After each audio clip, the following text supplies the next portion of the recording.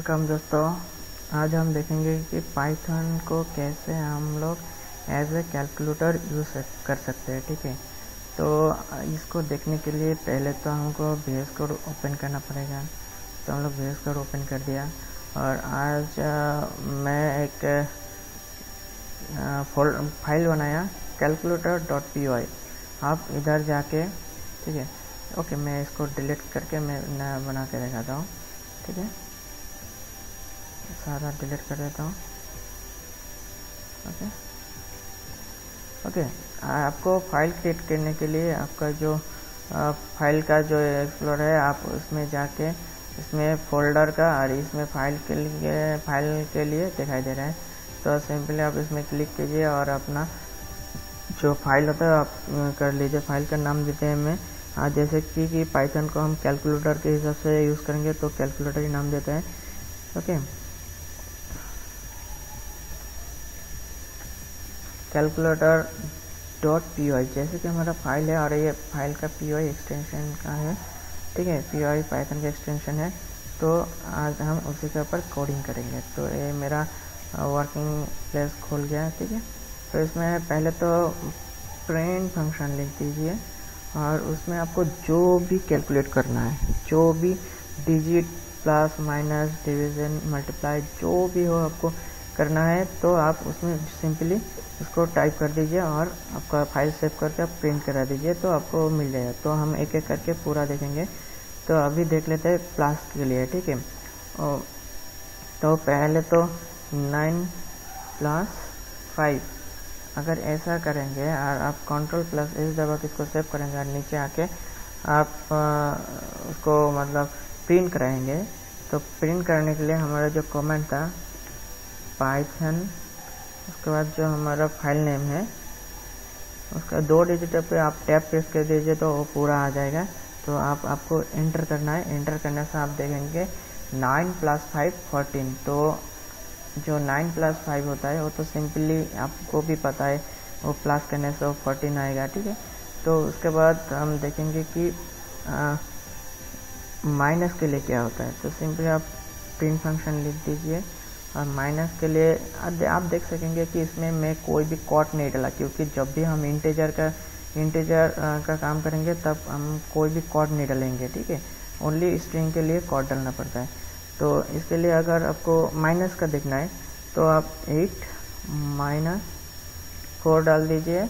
ठीक है, तो आप उसको सेव कर दीजिए। नीचे आके आप देख सकते हैं 8 से -4 हो गया। तो जो कैलकुलेशन है वो 4 इधर मिल गया। ठीक है, तो सिंपली आप देख लिया कि प्लस भी होता है, माइनस भी होता है। उसके बाद हम लोग देख लेंगे कि मल्टीप्लाई होता है कि नहीं। तो आप प्रिंट फंक्शन लिख दीजिए। ओके, प्रिंट फंक्शन के आप सिंपली मल्टीप्लाई कर दीजिए। 3 मल्टीप्लाई के लिए आप एस्ट्रिक साइन यूज़ करेंगे। ठीक है, 3 × 2 कर देंगे। तो उसको सेव कर दीजिए आप और नीचे आके आप उसको प्रिंट करा लीजिए। तो आप देखेंगे कि मल्टीप्लाई के लिए भी आपको हो गया 6। 3 × 2 मतलब 6 होता है और आप इसमें भी देख सकते हैं 6 ही हुआ है। ठीक है, तो आप देख लिया प्लस का काम भी होता है, माइनस का और मल्टीप्लाई का। अभी आपको देखना है कि इसके लिए डिवीज़न काम होता है कि नहीं। तो डिवीज़न का देख लेते हैं। ओके, तो प्रिंट लिख दिया। आप डिवीज़न करने के लिए आप 10 डिवीज़न फॉरवर्ड / आप यूज़ करेंगे, 2 कर देंगे। ठीक है, अगर इसको करेंगे तो सिंपली आपको तो पता ही है कि कितना आने वाला, तो 5 आने वाला है। तो आप इसको प्रिंट करा लीजिए। तो आप देख सकते हैं 5.0 आया है। ये हाँ, एनी टाइम ही जब भी आप डिवीज़न करेंगे सिंपली तो ये फ्लोटिंग पॉइंट में आएगा। फ्लोटिंग पॉइंट मतलब उसमें पॉइंट होके दूसरा जो भी डिजिट है वो आ जाएगा ऑटोमेटिकली। तो इसमें आपका जो डिजिट 0 होता है तो वो 0 दिखाई दे रहा है। ठीक है, तो अगर आपको ऐसा ही, ये तो फ्लोटिंग पॉइंट नंबर है, अगर आपको इसी को अगर इंटीजर फॉर्म में लाना है तो आप सिंपली इसमें और एक फॉरवर्ड / दे दीजिए। तो वो इंटीजर डिवीज़न होता है। ठीक है, उसको सेव कर दीजिए। आप देखेंगे कि उसमें पॉइंट नहीं आ रहा है। ठीक है, पहले बार तो पॉइंट आया था। ठीक है, इस बार मेरा पॉइंट नहीं आया क्योंकि मैं इंटीजर डिवीज़न किया। ठीक है, तो इंटीजर डिवीजन के लिए आपको डबल फॉरवर्ड स्लैश देना पड़ेगा, और फ्लोटिंग पॉइंट के लिए आपको सिंगल फॉरवर्ड स्लैश और डिवीजन का साइन देना पड़ेगा, तो आपको ऐसा हो जाएगा। उसके बाद अब मेरा हो गया प्लस हो गया, माइनस हो गया, ओके, तो मल्टीप्लाई हो गया, डिवीजन हो गया, दो टाइप का डिवीजन है, डिवीजन हो गया, ठीक है। उसके बाद हम देखेंगे कि अभी अगर आप दूसरा फ्लोटिंग पॉइंट जैसे कि प्रिंट फंक्शन लिख दिया, और आपको पता है 4 डिवीजन 3, ठीक है, इसको अगर डिवीजन कर दिया आपने तो सिंपली आपको फ्लोटिंग पॉइंट आने वाला है। तो आप फ्लोटिंग पॉइंट आ गया, देखिए 1 के बाद 3 बोल के बहुत सारा 3 आ गया, ठीक है।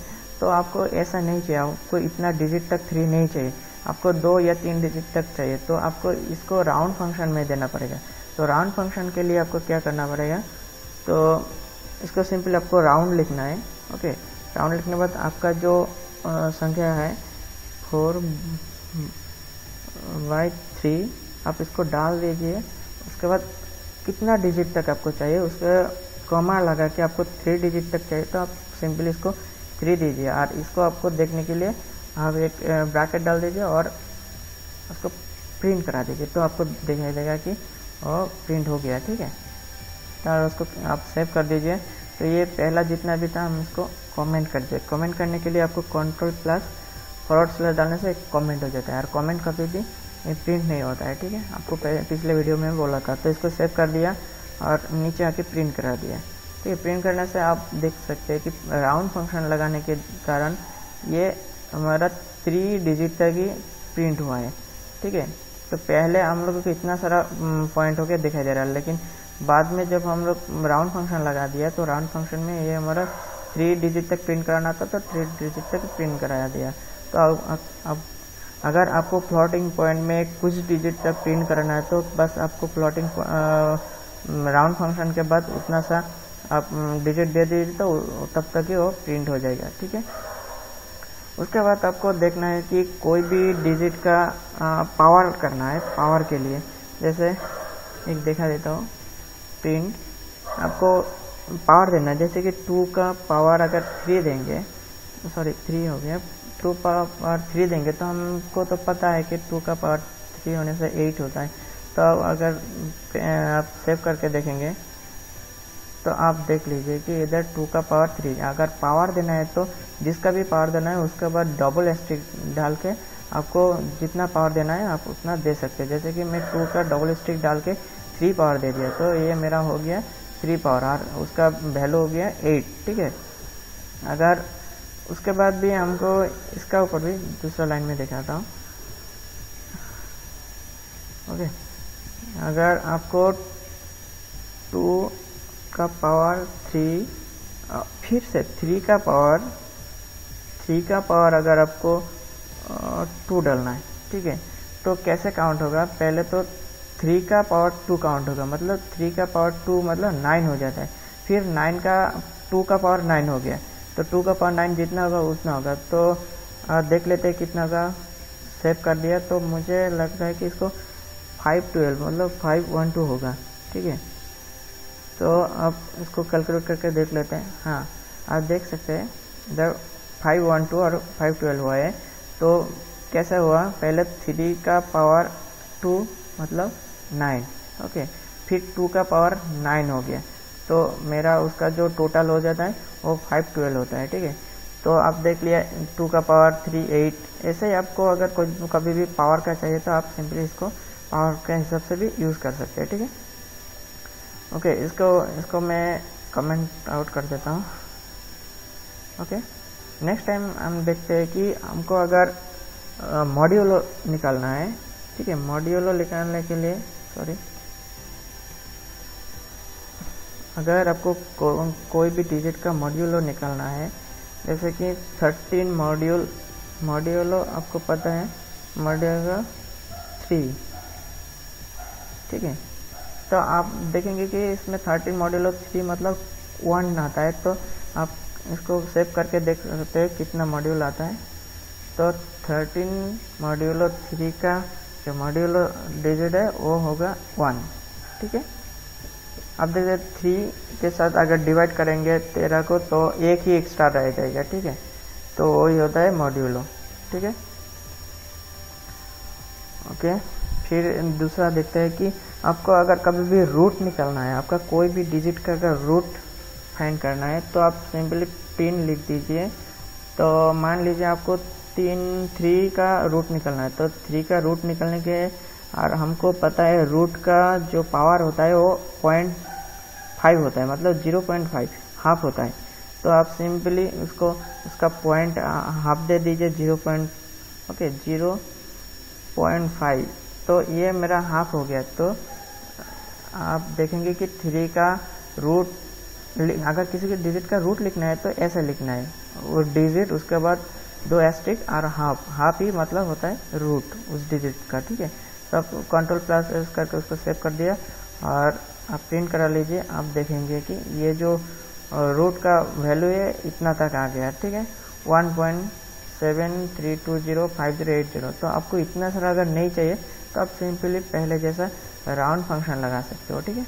तो राउंड फंक्शन लगाने के लिए आप इधर लिख दीजिए, राउंड लिख दिया, ठीक है, ब्रैकेट डाल दीजिए, लास्ट में एक, इसको ब्रैकेट भी बोल सकते हैं आप, फर्स्ट ब्रैकेट और पैरेंथेसिस भी बोल सकते हो। तो आपको जो बोलना है बोल सकते हो। आपको प्रिंट कराना है जितना डिजिट तक, तो डिजिट तक लिखना पड़ेगा। उसको कॉमा डाल के मुझे 4 डिजिट तक चाहिए, तो मैं इसको 4 डाल दिया, ठीक है।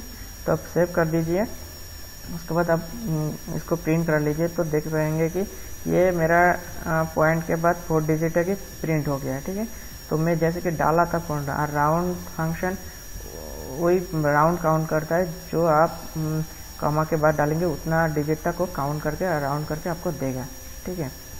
उसके बाद हम एक थोड़ा बड़ा सा कैलकुलेशन करके देखते हैं, ठीक है। बड़ा सा मतलब ज़्यादा बड़ा नहीं, सिंपली से थोड़ा बड़ा होगा।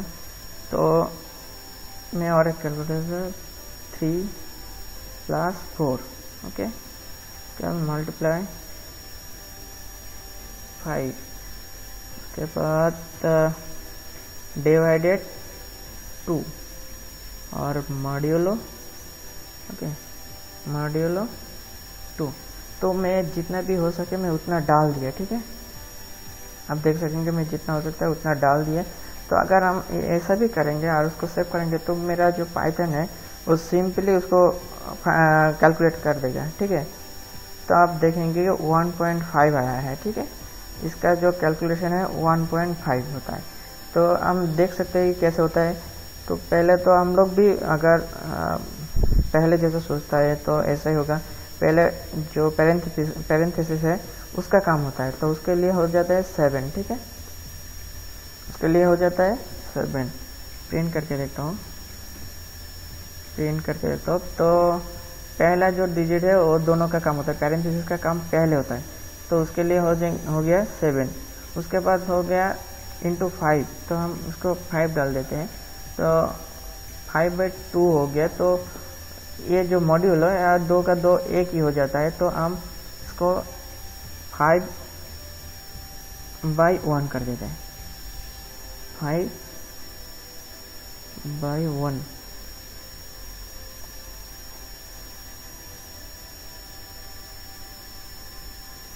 5/2 मॉड्यूलो